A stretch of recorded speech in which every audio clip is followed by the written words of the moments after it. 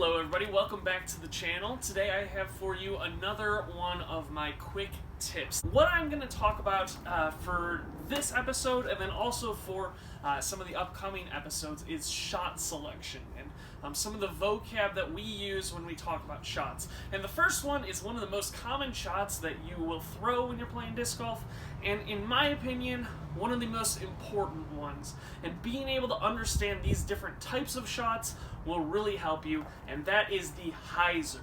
Now, the hyzer is, just generally speaking, the most common shot, the most consistent shot that you can throw.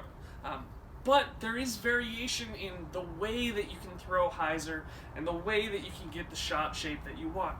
When I talk about hyzers, I like to say that hyzers fall into 5 different categories. And the reason there are 5 different categories is there's 3 variables that can change. There's the angle that you put the disc on, there's the height that you throw the disc, and there's the stability of the disc itself that you are throwing. So the first type of hyzer, the first category, is the Hyzer Flip. Now, my definition for a Hyzer Flip is a disc that you release on hyzer. It will stand up and come to at least flat. Usually, when you're talking about a Hyzer Flip, you're actually going to have the disc curved to the right for a right-hand backhand shot. It's actually going to turn over slightly before coming back out of it. So, for this shot, there's a lot of variety in it, actually, and this is probably the shot of the categories that has the most variety.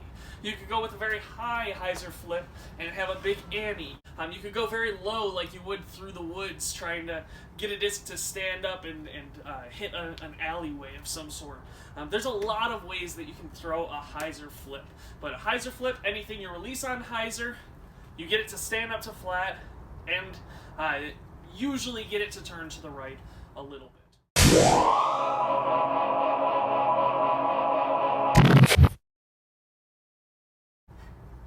The second type of shot that I want to talk about, the second category of hyzer, is what I call the penetrating hyzer. Penetrating hyzer is similar to the Hyzer Flip, it's just a little bit more narrow. So for a penetrating hyzer, you release it again on decent amount of hyzer with a pretty stable disc, meaning just a neutral flying disc. So you release it on hyzer, and you want to be primarily throwing it low, fairly low.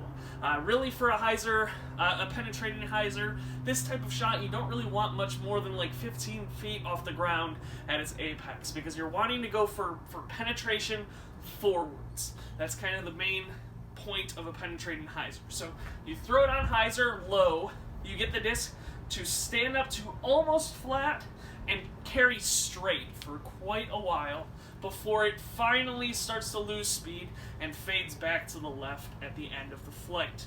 This is a very helpful shot if you're trying to get a lot of distance without having to risk turning a disc over. But if you can keep the disc on kind of the same angle the whole flight, get it to stand up just a touch, get it to carry that way, and then fade left, that's going to be a very far flying hyzer shot for you.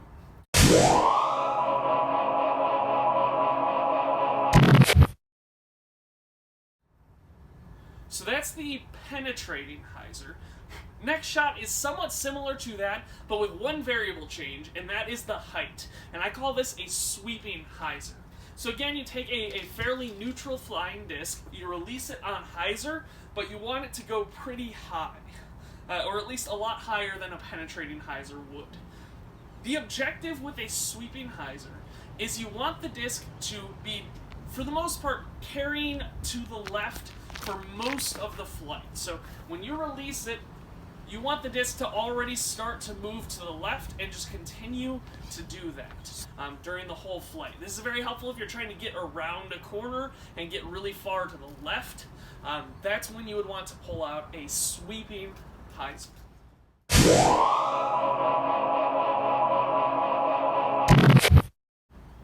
So, the next shot, very similar to the sweeping hyzer, but again with one variable changing, and that is disc selection. For the next shot, which is a stall hyzer, you want a slightly less stable disc.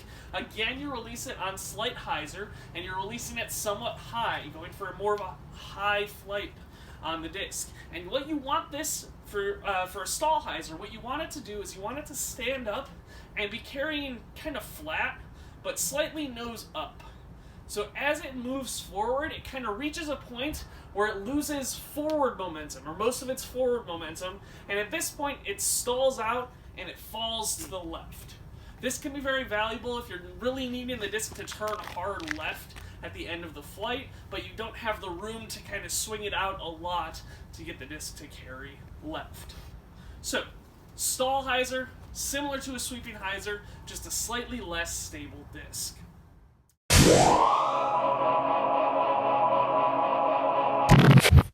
Now, the last type of shot, the last type of hyzer, is, generally speaking, a very common one for a lot of the top-level pros because it tends to be the easiest to control distance-wise, and that is the spike hyzer. For the spike hyzer, what you want to do, you want to release the disc on a lot of hyzer.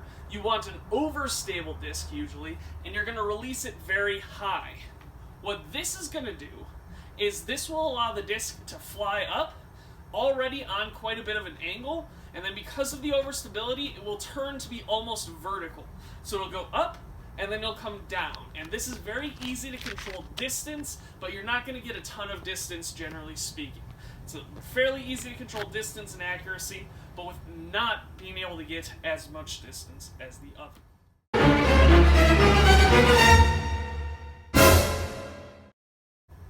Now, understanding these 5 types of shots really will set you apart from other players. This is one of the biggest differences I see between kind of upper level amateur and professional players and the kind of intermediate to rec players further down. It's being able to understand these different shots and being able to throw these different shots in different conditions that will really set you apart from other people.